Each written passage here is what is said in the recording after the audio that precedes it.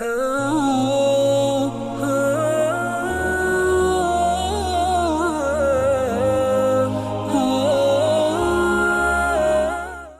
حدیث قدسی ہے جس میں اللہ تبارک و تعالیٰ نے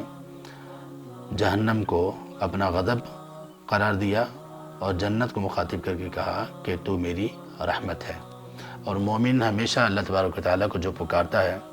وہ دعا کرے یا ذکر کرے یا عبادات بجا لائے، تو ہر چیز میں مومن کے سامنے دو چیزیں پیش نظر ہوتی ہیں۔ ایک چیز یہ کہ اللہ تبارک و تعالیٰ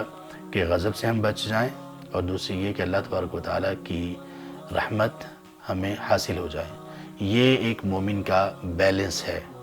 جو مومن اپنے اس بیلنس کو برقرار نہیں رکھے گا تو اس کا ایمان ڈگمگا جائے گا۔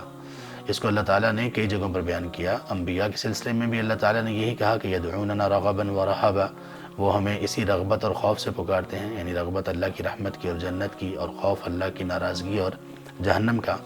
اور اللہ تعالیٰ نے اپنے مومن اور اپنے صالح اور مخلص بندوں کے متعلق بھی یہی کہا، جیسے سورہ سجدہ کی آیت نمبر 16 ہے، اعوذ باللہ من الشیطان الرجیم کے بعد یدعون ربہم خوفا وطمعا، وہ لوگ اپنے رب کو پکارتے ہیں۔ خاص طور پر اس آیت میں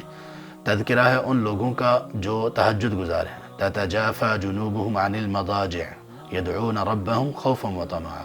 ان کے پہلو رات تہجد کے وقت اپنے بستر پر چین نہیں پاتے، بلکہ وہ اٹھ کھڑے ہوتے ہیں اللہ کی بارگاہ میں اور اللہ کو پکارتے ہیں خوف اور طمع کی ملی جلی کیفیت میں۔